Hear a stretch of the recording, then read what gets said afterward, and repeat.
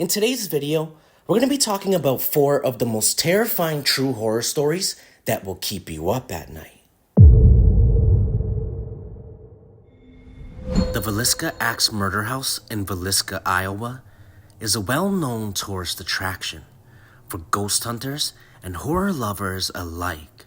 The house is a site of a gruesome unsolved murder that took place in 1912, in which 6 children and 2 adults had their skulls completely crushed by an axe of an unknown perpetrator. The home was purchased in 1994, then restored to its 1912 condition and converted into a tourist destination. It cost $428 a night to stay at the old haunted home, where visitors always report strange paranormal experiences, such as visions of a man with an axe roaming the halls, or the faint screams of children. But in November of 2014, the haunting took a dark turn. Robert Stephen Larson Jr., aged 37, of Rhinelander, Wisconsin, was on a regular recreational paranormal visit with friends when true horror struck. Vice would go on to say his companions found him stabbed in the chest, an apparently self-inflicted wound, called 911, and Larson was brought to a nearby hospital before being helicoptered to Creighton University Medical Center in Omaha. The Montgomery County Sheriff's Office said Larson suffered the self-inflicted injury at about 12:45 a.m., which is around the same time the 1912 axe murders in the house began. Larson recovered from his injuries, but has never spoken publicly about what occurred that day. For Martha Lynn, the owner of the home, the incident was very upsetting. She goes on to say, "It's publicity, but it's not exactly the kind of publicity you desire to have. I don't want people thinking that when they come to the Villisca Axe Murder House, something's gonna happen that's gonna make them do something like that." The house remains open for tourist visits and overnight stays. When you think of haunted dolls, it's likely the creepy old Victorian-looking porcelain kind that springs to mind, none of which you probably have laying around. Still, don't get too comfortable around any kids' toys too soon. A Disney's Frozen Elsa doll that was gifted for Christmas in 2013 in the Houston area made headlines, as the doll seemed to be haunted. The Houston News would report the doll recited phrases from the movie Frozen and sang "Let It Go" when a button on its necklace was pressed. For 2 years, it did that in English. Mother Emily Madonna said in 2015 it started doing it alternating between Spanish and English. There wasn't a button that changed these, it was just random. Ojalá jugáramos en la nieve todo el tiempo. Hacer magia con nieve juntas es muy divertido.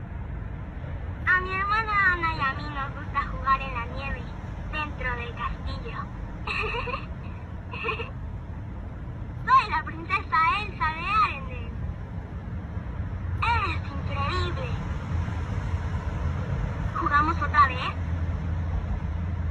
Nieve y hielo, a brillar les ordeno. ¿No es divertido jugar en la nieve?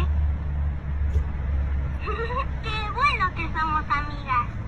The family has owned the doll for more than 6 years and never changed its batteries. The mother says the doll would randomly begin to speak and sing even if its switch was turned off. The family decided to throw the creepy doll out in December of 2019. Weeks later, they found it inside a bench in their living room. The kids insisted they didn't put it there, and I believed them because they wouldn't have dug through the garbage outside. At that point, Elsa ceased to sing the English rendition of "Let It Go" altogether, speaking only Spanish when pressed. The family then double-bagged the bizarre doll and placed it at the bottom of their garbage, which was taken out on garbage day. They went on a trip shortly after, but when they returned, Elsa too had come back and was waiting in the backyard of their home.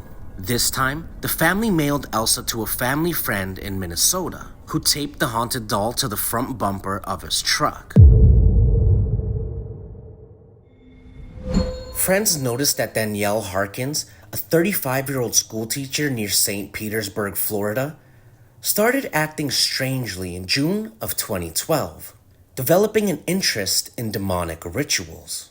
Soon after, she was arrested for abuse of 7 of her former students, as the Tampa Bay Times reported. Danielle Harkins told the kids they needed to rid their bodies of demons as the group gathered before dusk Saturday around a small fire near the St. Petersburg Pier. They should cut their skin to let the evil spirits out, police said she told the children. Then they needed to burn the wounds to ensure that those spirits would not return. When Harkins held a lighter to one teen's hand, wind blew the flame out, police said. That prompted her to douse his hand in perfume before setting it on fire.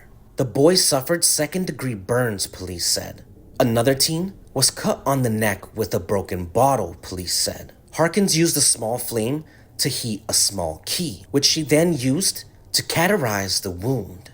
The police were notified because a friend of one of the students who participated in the ritual raised alarms. However, none of the students themselves told their parents about the event or would comment following the arrest of Harkins for aggravated battery and child abuse. NBC reported investigators said they've spoken to Harkins, but she didn't spell out what type of religion would require such drastic measures. She hasn't informed us exactly what she was trying to accomplish with this. In 1974, 24-year-old Wacko University student Issei Sagawa allegedly followed a German woman to her home in Tokyo, Japan, broke into her apartment while she was sleeping, and attempted to cut a piece of her flesh off her body to consume.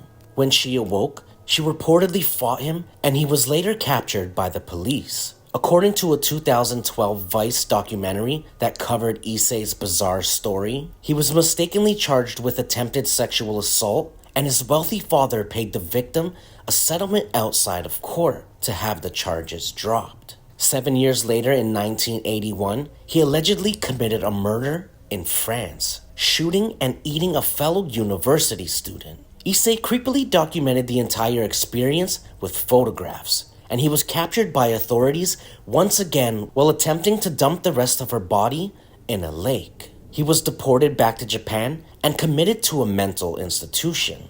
For a reason unknown, his psychologist in Japan declared that he was sane. Furthermore, a legal technicality involving the French government refusing to turn over the documents from his case meant that his murder charges were dropped completely. He checked himself out of the mental hospital and has reportedly been walking the streets as a free man ever since. Issei has even become a controversial celebrity, writing over 20 books. According to Japan Today, he most recently fantasized about an unnamed TV actress. I'll catch a glimpse of her thigh and think, that sure looks tasty. But I don't feel I actually want to eat it, as I accomplished the act of cannibalism once. There's no meaning to maintaining the desire for it anymore. In his book, he wrote that human flesh was tasty, but that was not really true. He'd much rather eat Kobe beef.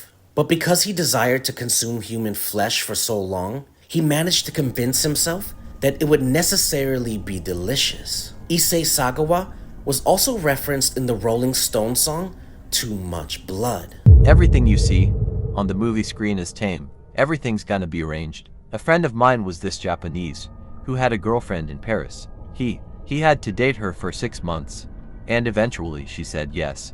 You know, he took her to his apartment, cut off her head, put the rest of her body in the refrigerator, eat her piece by piece, put her in the refrigerator, put her in the freezer, and when he ate her he took her bones to the Bois de Boulogne.